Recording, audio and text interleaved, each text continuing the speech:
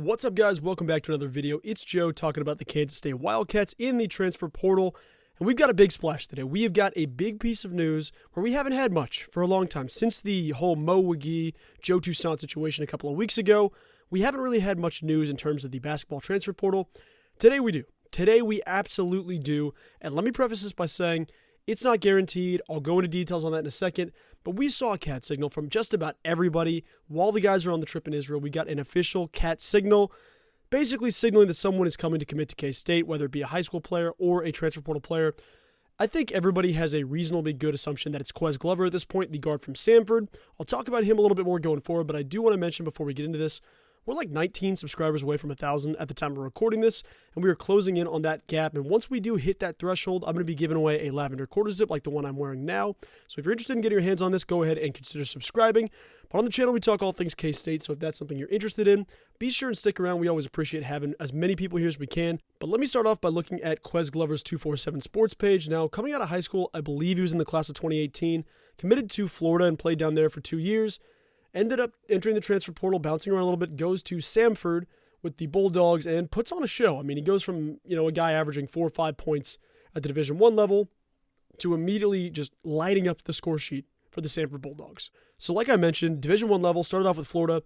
First 2 seasons, as a freshman, averaged 4.4, sophomore averaged 2.5. Then he makes the switch. Look at this. 19.2 points per game in his junior season with Samford. Following that up with his senior year this past season, only played 19 games, didn't get the full 29, 30 in, 14.7 points per game, 2.5 rebounds, 2.1 assists on just under 50% shooting, 48% from the field. Quez Glover was an elite scorer. And the biggest thing he offers for K-State, he offers another dude who can shoot the lights out of the basketball.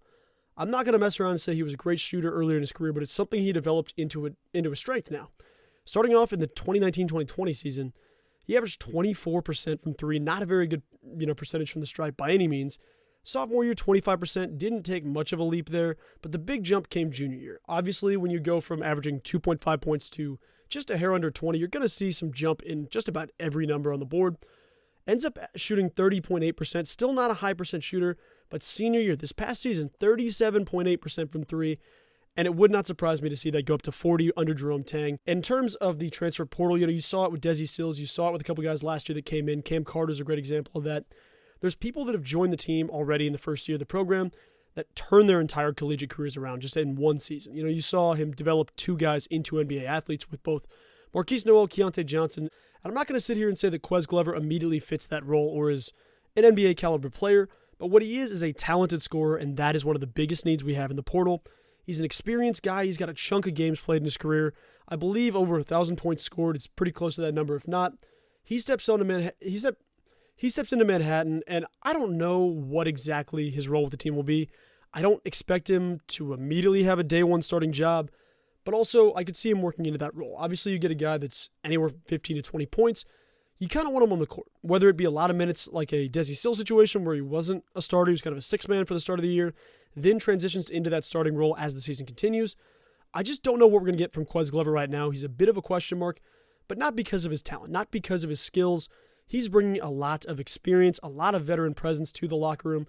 I do wish he would have been on staff with the guys in terms of the Israel trip. I think he could have really benefited from that bond, but it's going to be tough for him not to fit in. If this coaching staff is going to commit to somebody, odds are the person he is probably going to fit well in Manhattan, and I'm excited to see that. But let me just give you a quick background on the guy. I've talked about his points. I've talked about the stats. I've talked about statistics as much as I can in this sense. The biggest thing for him, he looks like a scorer. He looks like a dude who stands out on tape. And I get that you can go back and say, well, in Florida, he didn't do much in freshman and sophomore year. I get you can say that. That's a reasonable argument.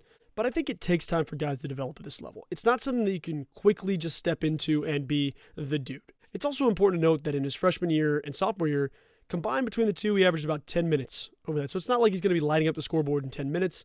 But what you saw in terms of his production at Samford, you got to love the scoring, got to love the three-point shooting. And I do want to mention, it is not confirmed. It could not be Quez Glover, but it's basically, a 95% chance at this point that it is Quez Glover. You've seen guys like Trilly Donovan, you've seen guys like Joe Tipton, both kind of make subtle nods to K-State, posting Jerome Tang GIFs and graphics, whatever they can. It feels like all the momentum is Quez Glover heading to Manhattan. That's what I'm starting to see now.